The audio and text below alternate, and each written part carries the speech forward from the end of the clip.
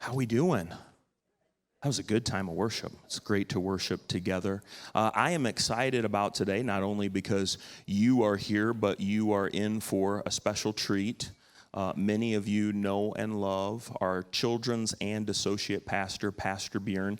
He does a fantastic job along with his wife, Jody, in just leading kids ministry, but he does a lot more than that. You know, he gets up here and he preaches and he ministers and he counsels and he can do it all. Amen. But one of the things that I really appreciate about Pastor Björn is that, you know, not only is he a great friend and a supportive staff member and just super loyal, but he is who he is. Okay, the guy that he is up here in the pulpit is the guy that he is out in the world and with his family and with everybody, and just the reality of who he is and letting the Lord minister to him and through him is a blessing. I've already got to hear the message today, and it is fantastic. I'm not trying to put him way up here, but in my mind, he already is. So would you just give a great big welcome to Pastor Björn as he comes today to share?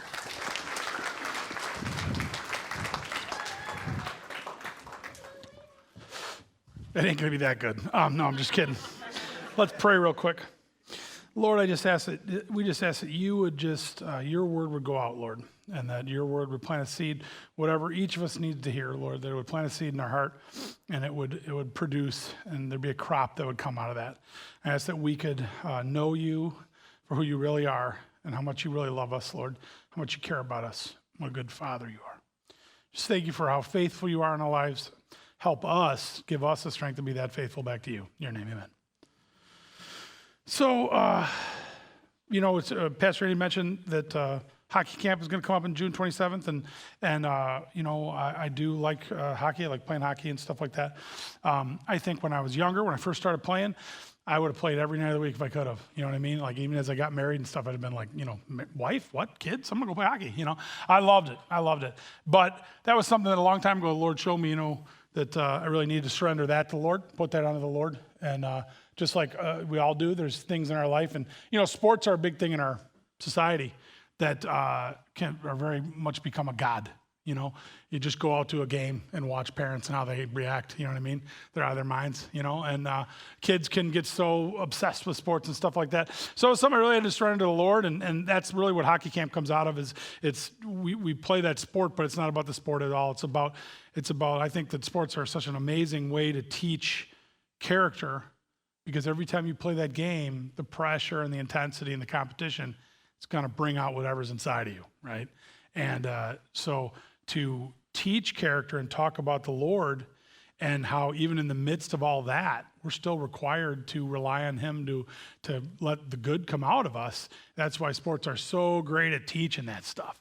Every game, every competition is a perfect test for ourselves to see what really is in us, you know. And so I love to see sports used that way, and that's why we do what we do. But a part-time job that's come my way, kind of out of the blue from the Lord, is next year, Olivet Nazarene University is going to be having a team, and they asked me to coach, so I'm going to be doing that. And so part of what I've been doing a little bit part-time here is I've been trying to recruit players. And unfortunately, I will say this, been around involved in hockey for most of my life. Hockey is not a great factory to produce upstanding individuals, all right? Hockey players are usually among the dregs of society. All right, I love them, but they're down there, and so trying to get them to say, hey, come on down to Olivet Nazarene University. You know what I mean? It's not a great recruiting pitch. Let me just say it, okay? And where we are gonna talk about God, and we are gonna play with character. We're gonna do those things. And so over the last couple months, especially, it's been very difficult. Just kind of run into a wall of trying to recruit players, and been doing everything I can, but just kind of run into a wall. And, you know, I got to a place where I'm like, you know, talking to the Lord, I'm like, you know, Lord, the only reason I'm doing this isn't about me. I don't care. This whole year I haven't coached at all, and I'm just as busy and happy and have things going on as any other time. I'm only doing this because I feel like it's an opportunity to disciple young men. That's it. You know, that's why I'm doing it. And so I'm like, you know, Lord, this, you know, I don't know what's going on here, but, you know, I'm only in this because you led me to this. I'm not doing this for some kind of ego thing or pride thing. I don't care. And I really got to a place where I was just kind of like broken. I'm like, Lord, I don't know what's going on. I'm doing what I think I'm doing. And I don't know if you have a problem like that. This is a problem I have with a part-time job, and I don't know if you have a problem like that in your life. Maybe it's a relationship. Maybe it's a financial thing. Maybe it's a job thing. But you get to a place where you've tried a lot of things. You've worked hard, and man, it's just not going well. It's just frustrating. And I got the end of myself. I really did. And I was just at a place where I was like, whatever you want, Lord. I'll do whatever you want. I don't care. So I was doing my life journal here at Open Bible. We talk about the life journal as a way to hear from God. Really what the life journal is, it's a way to force you to meditate on the word. That's what it is. It's not a reading plan. It's not about reading the Bible. It's about meditating on the Bible, which the word asks us to do. And if you do the life journal, it's going to force you to meditate on a scripture as you read. We can explain that to you. Read, you pick a verse out, you really focus on it, kind of write it what it means to you, right? How it applies in your life, and write a prayer asking God to make that verse come alive in your life. But I did a life journal that morning. It led me to Deuteronomy 29. Now, I'll just be honest with you. This is going to appear strange to you, all right? But this is the verse I got that morning. That morning I was really kind of broke. I had a kid coming to Olivet College, a goalie coming in to visit the school, and I was just like, all right, everything. I don't even know what's going on anymore. Can't seem to get players past a few here, and Lord led me to this verse.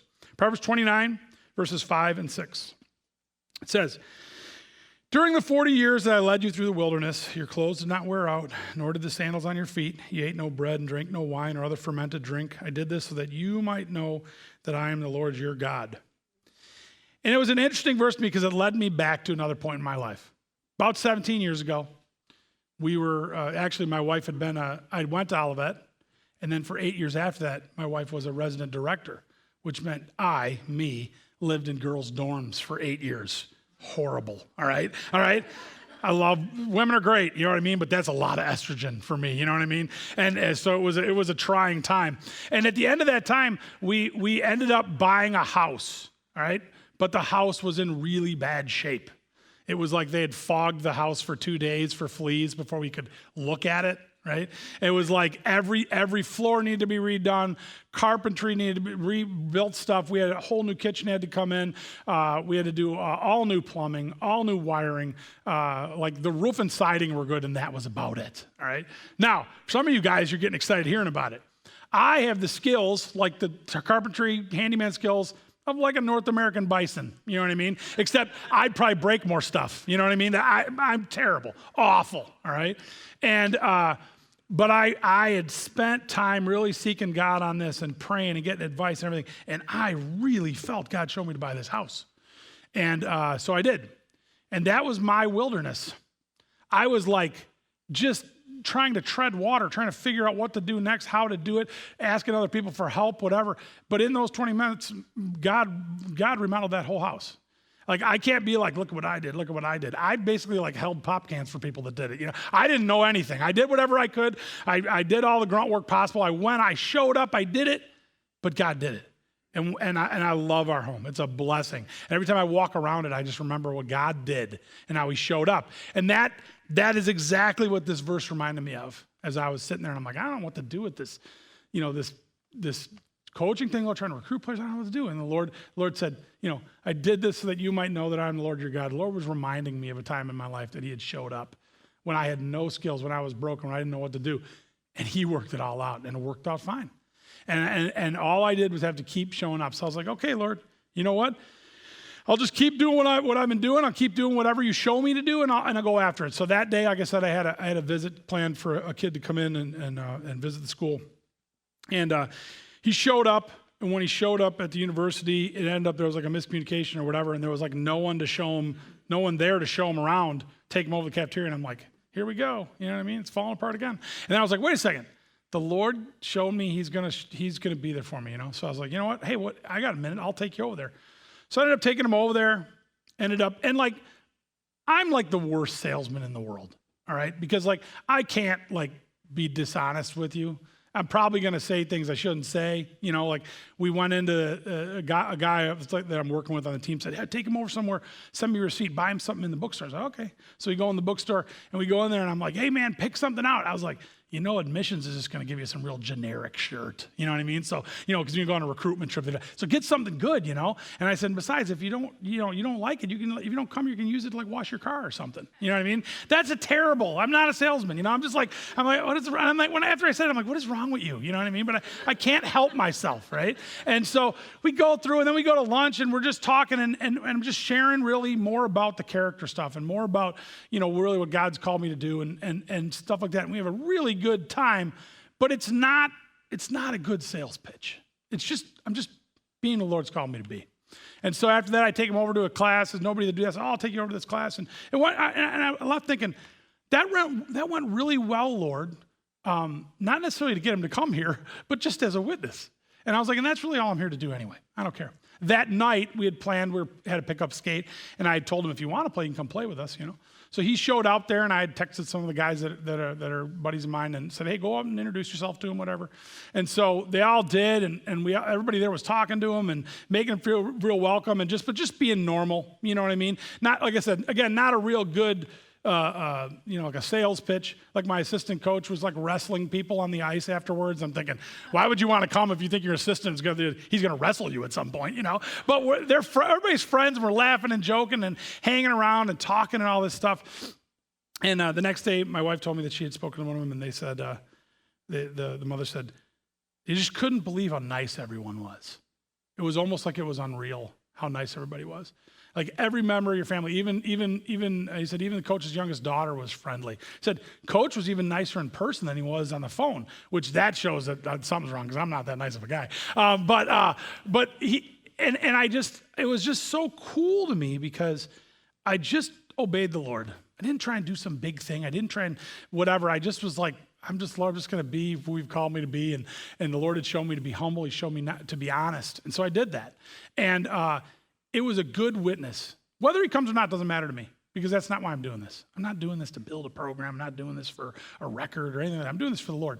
So it was an outstanding witness to me. And then the same day, and I got a text from another person telling me, oh yeah, this other goalie said he's coming. He's committed. I'm like, that's fantastic. And the same day I get another text from a kid that says, oh, Coach, here's my letter. I'm coming. And I'm like, Lord, this is crazy. Here I've been just dry for 2 months. I just get broken before you and just be obedient. Nothing, no big deal. Just be who the Lord's called me to be.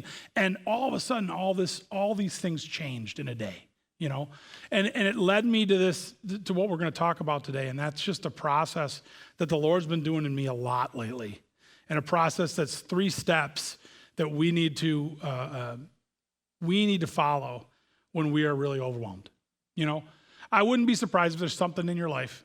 Maybe it's, like I said, maybe it's a job thing, maybe it's a career thing, maybe it's a health thing, maybe it's a relationship. A lot of times it's relationships because relationships are very tricky to deal with. But something that you've worked at and that it's really not going well and frustrating. And I encourage you to do this. And the first thing is this. The first thing is that we need to, just like I did, we need to come to the end of ourselves. We need to realize that we are insufficient without God. This is not easy. Most of the time when we run into problems, we use whatever resources we have. We run into a problem or a relationship issue or whatever, and it doesn't go right. We just say, well, maybe I can work harder. Maybe I can throw more money at it. Maybe I can be more charming. Whatever resources you have is usually how we try to handle our life. Instead of really being in a place where like, God, I can't do this. I need you. I need you to help me and guide me. We need to get to that place where we get to the end of ourselves because we're never going to see God's power in our life. We're never going to see God do things in our life as long as we stay in a place of control and really managing what's going on, even with good intentions. We need to be in a place of surrender to him. If you turn to 1 Kings 3, you'll see a great example of this. It's King Solomon. King Solomon David had turned the kingdom over to him, and he had just offered a bunch of animals in sacrifice, and that night God appeared to him in a dream and said, ask for whatever you want me to give you. And so his response is so interesting to me, because again, remember, we're talking about coming to the end of yourself, realizing your insufficiency. It says, starting in verse 7, this is 1 Kings 3, verse 7. Now, Lord my God, you have made your servant king in place of my father David, but I am only a little child and do not know how to carry out my duties. Your servant here is among the people you have chosen, a great people, too numerous to count or number. So give your servant a discerning heart to govern your people and to distinguish between right and wrong, for who is able to govern this great people of yours?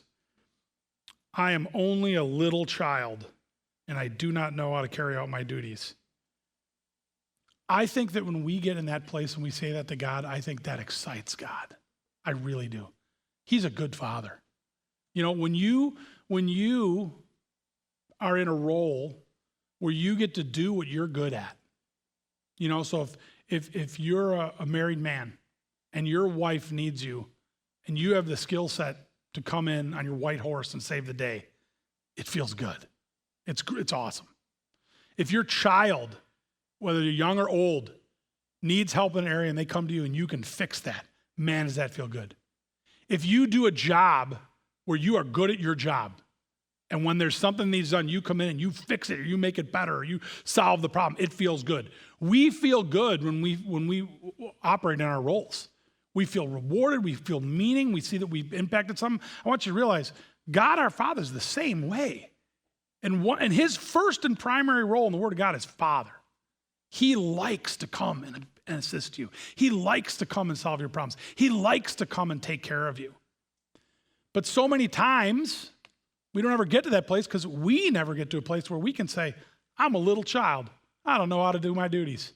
You know, that day I've coached for, 13 years and I've played hockey for a lot longer than that. And I know a lot of people, I know a ton of people. But that day, all my resources, all the people I've known, all my experience meant nothing because I couldn't get guys. It just wasn't working out. I don't know what's going on. So I just said, Lord, this is your deal. Show me what to do. And the Lord showed me what to do. And in one day, my whole perspective changed and everything changed. And it turned so much better. In one day, as I got to a place where I really got to the end of myself and said, Lord, do whatever you got to do. Now, I know that's a scary place to be. All of us have been hurt by fathers mainly, or usually it's a father that has been a representation of God in our life when we're young, and most fathers hurt us. And it's hard to get to that level of trust. But we really can't see and get to all God has for us until we get there. Until we're willing to say, Lord, I don't know what I'm doing. This isn't working out. All my wisdom has come to a place of frustration. It's not working out.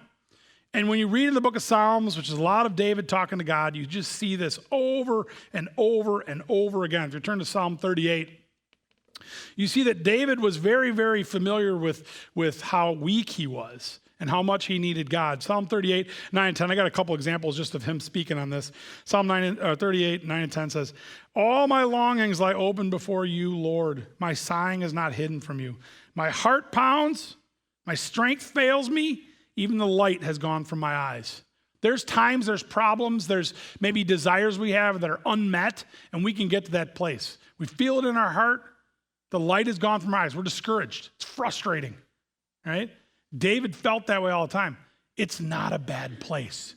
You're probably almost there, meaning you're almost to a place where if you really give up and let God take over, great things can happen and great changes can come. Not just to your life, but your perspective, how you're viewing it is huge. Turn over a couple pages in Psalm 40. Psalm 40, 17 says, but as for me, I am poor and needy. May the Lord think of me. You are my help and my deliverer. You are my God. Do not delay. I am poor and needy. When I look at certain areas in my life where I've strived and tried and it's not working out, that's how I feel. I'm poor and needy. I don't know what I'm doing. This is a hard thing for most people to come to a place to say, though. Even and sometimes especially in the church, because we feel like if we're that vulnerable, if we show that, people are going to judge us. And people do judge you. It's the way people are. It's a hard thing to do elsewhere to share your heart, to be in a place where, man, I don't know what I'm doing. Because some goof is going to step up and start giving you advice and knows nothing. People are great at that, not listening and giving advice. That's like the second hobby of the church, right? But we're going to have things like that happen in our life. We're going to have people do that. But we have to realize you can do this with the Lord. You are his daughter. You are his son. He loves you. He's waiting for you to give him full authority so he can come in and do something. He's waiting for you to, but he's going to ask you to do something. So that first step to talk about is just getting to a place where we are fully, really kind of broken. We're at a place where we realize I am not sufficient for the task without you, Jesus. I really need to hear from you and be in that place. I was reminded of this. You know, one of the tendencies I think we have is like when we kind of live on a roller coaster. When we get really low, we can be broken, we can cry out, we can pray. And then the minute things start going our way, we like take credit for it. You know, have you ever been around? Maybe you don't see it in yourself, maybe you see it in others. You know, the great example of this, just recently, my son has been working on passing his nursing boards test. He took it one time, he failed. Second time, he's really seeking God. He's really studying. He's really like spending the time doing it right, you know, and he passed. And so he sent a text home to like all of us in the family telling us that he passed. But right before that, he had sent a really long text saying, I took it. I don't know what grade I got, but I really felt like God, I had really planned and prepared, and God was helping me, and he was showing me things and all this stuff. And then the next text from him is, hey, y'all, you can call me Anders Lindgren, BSN RN now. All right. And so I texted, and like my wife and my daughters are like, oh, it's so great. And I texted him, it's great to see that you went from completely humble and dependent on God to cocky within like minutes. You know what I mean? And then and he wrote back and said, I had AirPods in and I was working outside in the yard. And he's like, Dad, I burst out laughing. You're the best, you know, because I'm messing with him. And I know he doesn't mean that, you know, he's just being a goof, you know. But I was like, but that's so true. We're like that. Right? When we're down and we need God and God does something, and then things get better and we start thinking like, oh, I got a handle on it. I'm good, God. I got a handle on it. I can do it now. Right? And it's like, we don't just need to get to a place of brokenness. We need to live there. We need to live in a place where we realize that without God, I can't do it. I'm not talking about condemnation. I'm not talking about you're a terrible person. You'll never do anything right. Maybe things like that you've heard when you were a child or when you're older. I'm not talking about that. I'm talking realizing that within us, without God, there's nothing we're going to be successful at. Not eternal success. You may have great worldly success. What does that matter? It's all going to burn up. But eternally, the relationships we're going to be able to take to heaven, you know, the pleasing of God, the things that matter, we will have no success without him. And realizing that like, God, as I want to be your servant and everything like that, I need to do that in a dependence, in a place where I'm hearing from you and I'm carefully obeying you. So that's the first step, is we really need to get to a place where we come to the end of ourselves. We realize our need for him. The second step is this. We need to make him our refuge.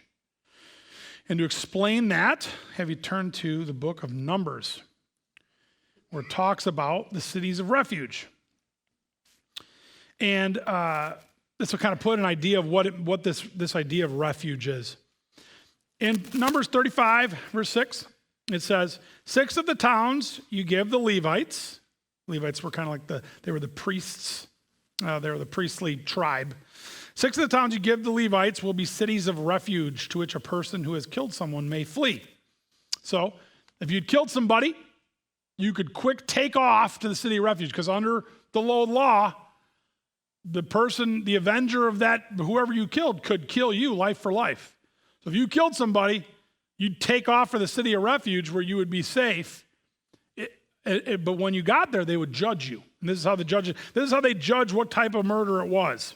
So if you turn to Numbers 35, then 22, it says, but if without enmity someone suddenly pushes another or throws something at them unintentionally, or without seeing them drops on them a stone heavy enough to kill them and they die, then since that other person was not an enemy and no harm was intended, the assembly must judge between the accused and the avenger of blood according to these regulations. The assembly must protect the one accused of murder from the avenger of blood and send the accused back to the city of refuge to which they fled. The accused must stay there until the death of the high priest who is anointed with the holy one, or with the holy oil. So if you was accidental and the assembly agreed with that, they'd send you to the city of refuge and you'd be able to stay and live there until the high priest died. Now, if you really needed to go out of the city before the high priest died and the avenger of blood caught you on the road, he could kill you. It was his right under the law. You needed to be careful to stay in that city. But I thought about it as I read. I was like, well, that's a really interesting way to deal with manslaughter, to be an accident, you know. But then I thought about, but think about that. If you committed that accidental crime, think of how your life would change, you know. You're not taking your family. Doesn't sound like you have to flee. Probably clothes on your back. You're running to that city of refuge where you have to start a whole new life. And you have to follow those rules specifically. You can't be like, well, it's my son's birthday, so I got to go to the party. If you do, and the guy that has the right to kill you finds you on the road, you're a dead man. You have to stay there. You have to give up everything. And so when we talk about refuge, making the Lord our refuge, I think a lot of us would like for God to kind of be on call when we need him, right? I mean, we don't say that. But I think that it would be convenient if he just kind of be there, like a genie when we want him, you know what I mean? And then we could go back to kind of doing what we want to do. Not that we're necessarily even sinning, but in control of our own life. But when God giving us this idea of him being our refuge, it means we run from everything. We get within inside of him. And we were going to do whatever he calls us to do now. We're going to follow his rules carefully. That we're rushing to him to make him our refuge. And so many times, all right, when we get to a place like this, instead of making God our refuge, we rush to other things. So we throw more money at it. We throw, a lot of you are hard workers.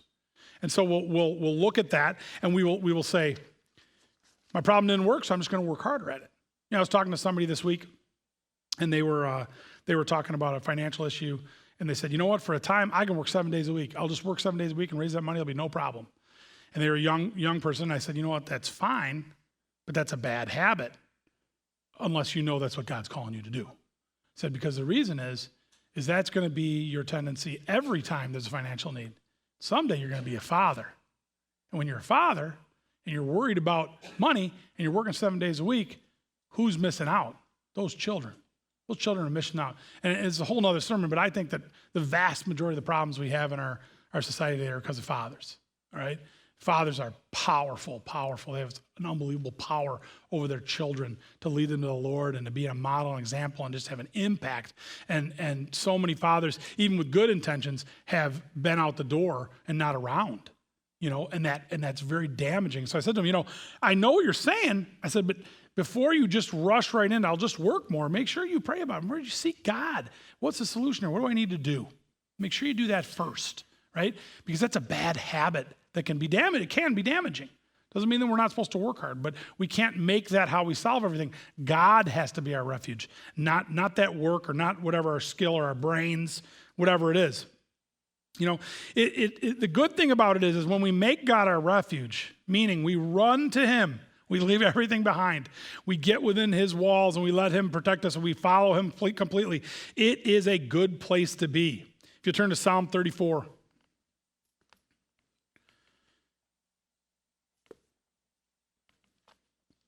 Psalm 34, 8 through 10 says, taste and see that the Lord is good. Blessed is the one who takes refuge in him. Fear the Lord, you his holy people, for those who fear him lack nothing. The lions may grow hungry, weak and hungry, but those who seek the Lord lack no good thing. God says, make me your refuge, taste and see. Come check it out. You see what happens, And really that's the challenge today is I challenge you to make the Lord your refuge in a problem you're having. I challenge you to get to a place where you're broken and done, trying to figure it out yourself, and your heart is in a place where you're completely willing to seek him, And a lot of times I know people have said to me, it's hard for me to hear from the Lord, and it is hard. And I'll say this, though. In my own life, I would say probably like 99% of the time, the reason it's hard for me to hear the Lord is because I don't ever get to that place where I'm that broken. There's always somewhere I'm still trying to control. God is looking across the land for people that are looking to him with everything they got. And he will get you advice, whether it's through the word, whether it's through a sermon, whether it's through a teaching, whether it's through a friend. God is powerful, but we don't access that power oftentimes because we're still in a level of control. And when we give that up and we're willing to say, God, whatever you want to do, I'm running to you. You're my refuge, willing to do whatever. He will get his message to you. May not be overnight, may not be quick, but he's going to get it. You stay there and you seek him. He's going to get it to you. He's going to guide you. He loves you. He is good. He wants to take care of you. If you turn to Psalm 91, another verse about him as a refuge. 91, 9 and 10. It says, if you say the Lord is my refuge and you make the Most High your dwelling, no harm will overtake you. No disaster will come near your tent. If you turn to, so that's good news. I like that. If you turn to Romans 10:11. It says, as the scriptures say, anyone who believes in him will never be put to shame. I love that. I love those verses. I love those verses even now. Even now, there's lots of things that I'm sure in whatever level concern you about where we live in our country and things you see. And but I think about how even in the midst of the 10 plagues, so many of those plagues, God protected the Israelites in the middle of Egypt. We live in this country, and this is an amazing country, but we have an allegiance to something higher. And God is going to protect us if we make him our refuge. He's got to be our refuge. Our country, our Constitution can't be our refuge. He's got to be our refuge. Is that stuff valuable? Absolutely. I'm a history major. I love our country. I love our background. But the Lord has to be our refuge. And that's where we have to be running to with everything we have and seeking him with everything we have. So we have to come to an end of ourselves. We have to make Jesus our one and only refuge. And then the last part is very key. It's tricky to do. But we have to be careful to obey him. Being careful to obeying means we have to make sure that we are doing everything he's called us to do. It's easy to do a halfway job. It's easy to do part of it and then be like, and then kind of quit. But when he guides us in something, we have to do it. We have to be careful to get it all done. If you turn to Joshua 1:7, it's Joshua talking to the people of Israel. After he's taken over, Joshua's an interesting fellow in the Bible. He is a guy who sat under Moses, and the Bible tells us that he just stayed at the tent of meeting and sat before the Lord a lot. And so when Moses passed away and wasn't able to take the people into the promised land, Joshua got the call. So Joshua was a leader / military leader who was leading the people of Israel into the promised land and guiding their military campaigns. All right. And so he says this in the beginning in Joshua 1:7. It says, he's telling the people, be strong and courageous, be careful to obey all the law my servant Moses gave you. Do not turn from it to the right or to the left, that you may be successful wherever you go. Now, when I'm talking about being careful, I'm not necessarily talking about living by the law or anything like that, but what I'm talking about is God guides us in things. He shows us things. And we can make excuses as to why we don't need to do them. Or we can have mercy on ourselves. Not him having mercy, but pardon a lot of things. We need to be tough on ourselves when God shows us something. We need to be careful to do what he calls us to do. I'll give you an example. I always think marriage is a great example because it's very clear what God calls the different parts, the different spouses to do. God calls me to give myself up, like Christ gave himself up for the church. He calls me not to be harsh and to be considerate.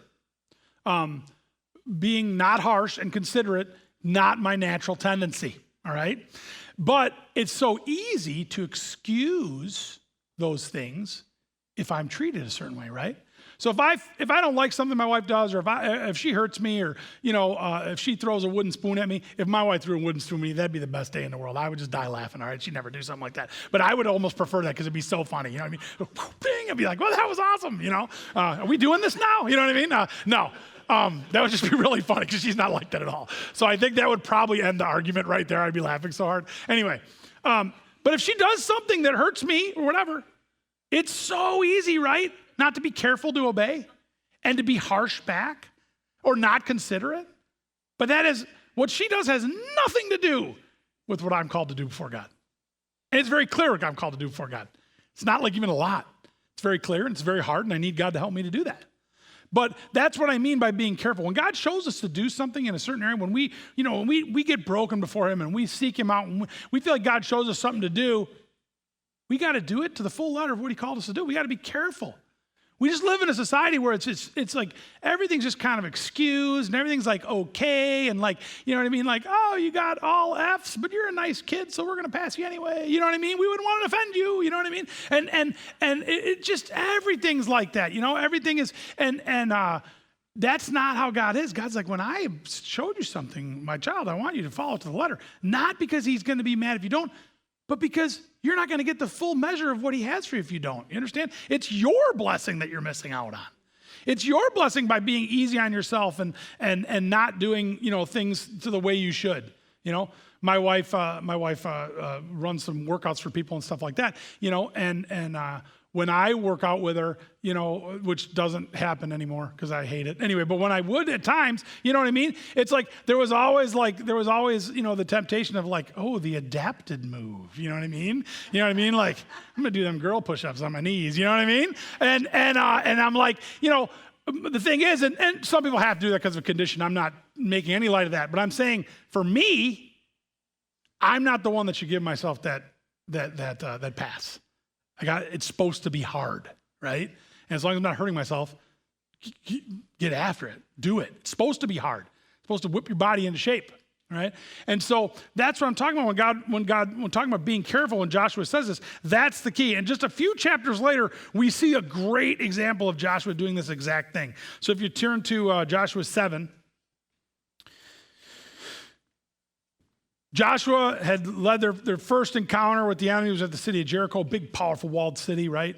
God gives him this really intelligent and lifelong and repeated military strategy of walking around and blowing trumpets, right?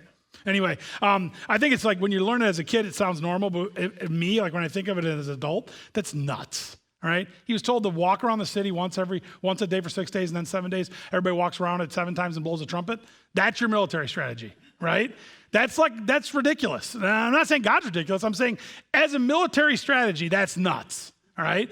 But they were careful to do it. And you had to think that people were like, what? Does this guy know what he's doing? You know what I mean? When you're having to walk around, that would have been me. You know what I mean? I would have been walking around that 5th time and I'm like, I'm tired. We're not fighting. This guy's nuts. What are we doing? This isn't going to work. But Joshua was careful to do it. The people were careful to do it. And the walls came down. They went in. It was cake. And it was all God. Right? So they're fresh off that victory. They come to a city called Ai. And they're like, Ai, send 2,000 to 3,000 guys is no problem, right? So they send the 2,000 to 3,000 guys. They get routed. 36 of them die. And it's so interesting what Joshua's response is. And I want to live like he did. I want to be where he's at. I think the normal response would have been, I don't know about you, I'm thinking militarily here, would have been, send more guys, right? We sent like barely anybody. So obviously we didn't send enough guys, or I would have thought like, let's walk around it. You know what I mean? Like that's what we did at the last place, right? I'm not even kidding. That's how my mind would work. I mean, I don't know about you, but that's how I work in life, right? I have a problem. I find a solution. When I run into the problem next, I apply the old solution, right? And if it doesn't work, then maybe I apply the solution harder, you know what I mean? Or whatever, you know what I mean? I'm like, maybe we need to be more intense, maybe we need to work harder. Maybe we need to get more people, whatever. And I think that's human nature. But that's not Joshua's response.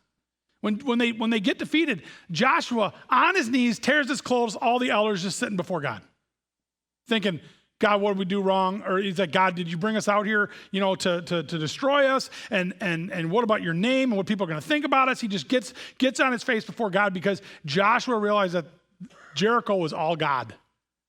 So now it seems like God's not with him. He doesn't know what to do. And I mean, that's how I want to be. When I run into a problem, something doesn't work out, I want to go to God. Be like, okay, God, what do you want me to do? It says your problem, not mine. I want to hear from you. And that's what Joshua does. So we'll start in verse 10, Joshua 7, verse 10. This is when they've been sitting before God. It says, the Lord says to Joshua, stand up. What are you doing down on your face? All right. That makes me laugh. I like that God talks to him that way. That's funny to me. You know what I mean? I think that's how God talks to me sometimes. Like, what are you doing? He says, Israel has sinned. They have violated my covenant, which I commanded them to keep. They've taken some of the devoted things. They've stolen. They've lied. They've put them with their own possessions. That is why the Israelites cannot stand against their enemies. They turn their backs and run because they have been made liable to destruction. I will not be with you anymore unless you destroy whatever among you is devoted to destruction. Go consecrate the people. Tell them, consecrate yourselves in preparation for tomorrow.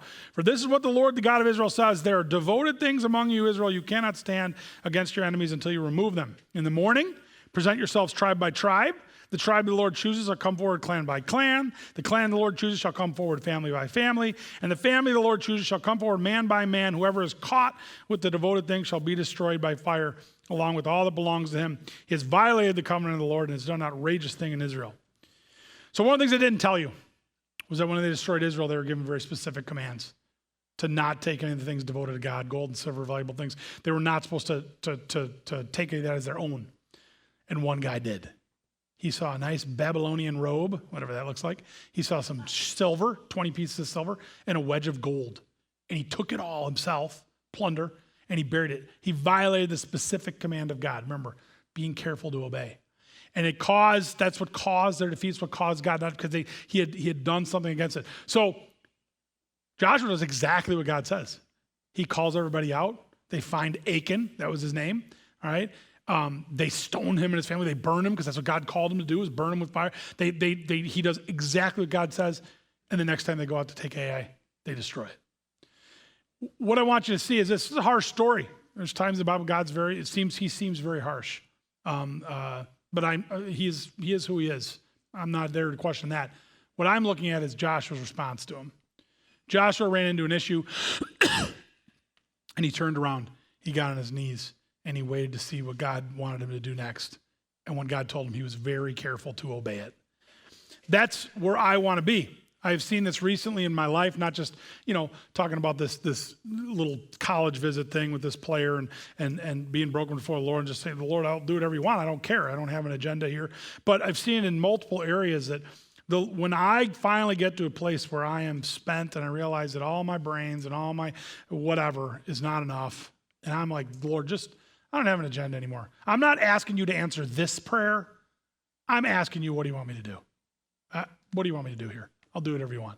I'm not saying, God, do this for me. God, I want this. God, make sure this happens. I'm saying, God, I don't know what to do here anymore. Just guide me and I'll do it. All right? When I get to that place, I'm making my refuge by doing that. God, it's usually not long. Maybe a little bit of time. It's usually not long. God does speak to me. He does give me some wisdom, some guidance. And when that happens, it's up to me to carefully obey it. I'll give you one last example of that before I get you guys out of here. And that's just that, as you parent, as kids get older, parenting gets much more difficult, in my experience. When they're young and they're like crying all the time and they're like, all that stuff, it's exhausting physically, but the mental and emotional isn't too bad. You know what I mean? And as they get older and as they start making their own choices and stuff like that, and it gets trickier and more difficult. And so relationship with my son hasn't been the best. He's made some choices, not really even like sinful stuff, just stuff I didn't agree with. We've had a strain in our relationship. I love them tremendously. I love all my kids. Love being with them, just love them to death. But it's been strained, And it seemed like when I'd try and talk to him or try and I'm going to do this, I'm going to say this, I'm going to make it right, just didn't work out good. Now, part of that is just, he's a 22-year-old boy. I'm a 47-year-old man. You know what I mean? It's not going to work out well. You know what I mean? At some point, his brain's going to start working again. I'm just joking. All right. I got changes to make too. But it's just the way it is. It's normal. It's normal. But it was bothering me a lot. And it really got to a place where nothing I'd say or whatever I'd think, it just wasn't working. Got to a place where I was just like, Lord, I'm done. I don't know. What do I need to do? I want this relationship restored to its fullness. It's fine right now. It's 75% relationship, whatever. It's fine. But I don't like it. I want it to be a full relationship where I want him to know how much I love him. I want him to know that. I want him to understand how much I care about him. That's really what it's all about, And so one of the things the Lord showed me was that he gave me these scriptures to start praying over him. Really, but very clearly, the Lord showed me, I want you to pray these scriptures. I'm like, okay, I'm going to do that. I started doing that. And I felt like the Lord showed me, I want you to go out and have lunch with him and talk about some of this stuff. So, okay. And on the way to that lunch, the Lord gave me a bunch of specific things not to do. You know what I mean? Don't say, are you an idiot? You know what I mean? Stuff like that. I laugh because my kids know I was called that my whole life by my mom. So it's like a term of endearment. You know what I mean? I don't look at it bad. But when I hear something come out of the mouth, I'm like, what? What are you talking about? Anyway, and that doesn't go over well when they get older, So I felt like the Lord really showed me, gave me some specific things about listening and about really just trying to understand and stuff like that. So I went to that lunch. I did it. And going home, I was like, Lord, I did what you called me to do.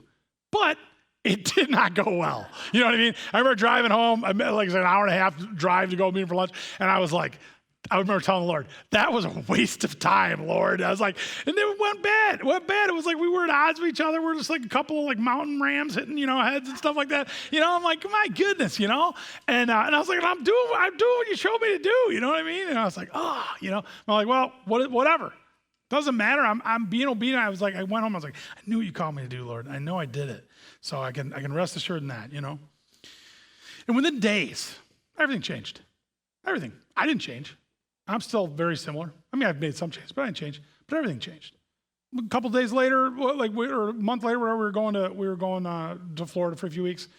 He comes down, spends 5 days with us. Best time in the world. Wonderful.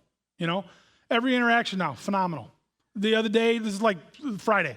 He calls me up. He's like, "Is there any way you could do maybe for lunch today?" I'm like, I got so much to do. I'm like, "Yeah, I'll see if I can do it." 3.5 hours. We're sitting at lunch, laughing and joking, having a good time. Now, I just want you to understand, I'm not bragging about myself at all. What I'm saying is, when a father goes out and spends 3.5 hours with his 22-year-old son and they have a good time, it's a miracle. It's a miracle, all right? And it's because of the Lord. Because it wasn't like I worked it out in my head. It wasn't like, if I just do this, if I just do this more, if I just say this more, whatever. It was that the Lord did things in me, the Lord did things in him, and now things are restored, and it's a miracle. And it's amazing. It doesn't mean there's not going to be conflict, stuff like that, but it's totally different, and it's because of the Lord. And I had to get to a place where I had to admit that I had no clue what I was doing anymore. None. And that I didn't know. And I had to get to a place where I said, Lord, you are my refuge. You're the only shot I got. And I don't even know how long it's going to take, but I'm done. I'm listening to you. And I listened to him. And it didn't even appear to work at all. And then it did because of him. And that's what I want you to understand is when we live a place where we're in a place of brokenness and we're making God our refuge, the testimonies we will have. Because there's nothing about that story that I pat myself on the back for. It's all him. And that's what happens. We introduce God's power to our life. We introduce God's wisdom to our life. And when we tell somebody else about it, there's no temptation to take credit because we realized what a goof and we were in the middle of it, right? It wasn't us. It wasn't me and my wisdom. It wasn't my great strength. It wasn't my work ethic. It was him. And it's amazing. And I've seen this happening in my life over and over again. And I'm like, boy, what a better way to live.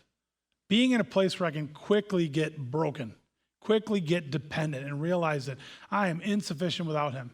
This is not a message to make you feel condemned. Condemnation is something that says, you're terrible. You'll never do anything good. You don't know what you're doing, all right? And you're dumb and all that stuff that maybe you've heard from somebody. That's not what this is talking about. What this is talking about is we have to realize that if we want to build eternal treasures, if we want a relationship with our Lord, we have to realize that we are insufficient. We don't have enough. We need him. And we need to lay down our will. We need to lay down our pride. We need to lay down our shame. We need to not care what people are going to think about us. We need to lay this stuff down and be willing to say, God, show me. I'm open, and I'm not going to depend on my own self, my own smarts, my own strength, my own work ethic. I want you, Jesus, to guide me. And then when he shows us, when he leads us, Life Journal is a great thing to do, and prayer, through sermons, through others that God puts in our life. He's going to make it clear. He's going to confirm it. When he leads us, we got to be careful to do that. We got to be careful to receive a full blessing from God. Be careful to obey. Do everything he's called us to do to the best of our ability. He is not a tough taskmaster. He loves us. He is somebody that gives, he knows exactly what we can do, what we can handle, and that's the level he gives it to us. So I ask you to see where you're at today. There's probably some issue in your life, probably something that's been of frustration to you, that's been of where you've tried or you've worked at or you tried or whatever. Maybe it's, like I said, maybe it's financial, maybe it's a job thing, maybe it's a relationship. Oftentimes it's relationships. Maybe it's just marriage, maybe it's a parenting thing. I don't know what it is. But what I encourage you to do is get to a place where you really take an honest look at yourself and realize that you need him. You need God's supernatural wisdom. Maybe you need supernatural power. And it's only going to be able to come in as you're on your knees, as you're broken, as you come to the end of yourself. You make him your refuge. You do that by running away from everything in your life and getting within the walls of who he is, just like that city of refuge. And you listen to what he has to say. and then you obey, and you're careful to obey. See what that'll do. Maybe your whole problem won't change, but maybe your whole perspective will. Maybe you'll start seeing what he's seeing. Maybe your whole problem will change. I don't know. But he is going to take care of you because he is a good father who is looking for his children he can do that with, that he can have that relationship with, that he can do that for. He's a good father. So the altar will be open. There'll be elders up here if you have any needs to be prayed for. But the altar's open just in case there is something like that and you want to come up and make a confession to the Lord and say, Lord, come up the altar. I'm asking you, this is an area that I am struggling in, and it's just I'm not working it out here, and I need your help. I'm giving it to you. I'm open to what you have to share with me. Sometimes it's good to come up and do that at the altar. I do that at the altar a lot just because if I get up out of my seat and I come and do that, it helps me remember that I did that. It's more for me than it is for God. You can do it at your seat, that's fine. But sometimes it's good to do that. So I encourage you, if there is something like that and you want to do that, go ahead. If you need prayer, please go. But otherwise, I just encourage you to pray and think about realizing that the number one thing oftentimes that stops the Lord from doing things or us hearing him is us and our own control. We need to get to a place where we're at the end of ourselves. Join me in prayer. Dear Lord, I thank you for how good you are. I thank you for the good Father that you are and how much you care about us, how much you love us, that you not only gave your son and died, but you continue to really give yourself up for us and care about even the little things in our life that we can bring to you and look to you for, and you can guide us. I ask you to help us in those steps. Help us to get to a place where we're not relying on ourselves and our own intelligence. Help us to get to a place where we'll make you our refuge and we'll leave everything behind to come within the walls of your protection. And then help us to be careful to obey you when you show us something. Thank you for how good you are, Lord. In your name, amen. Amen. You guys have a great week.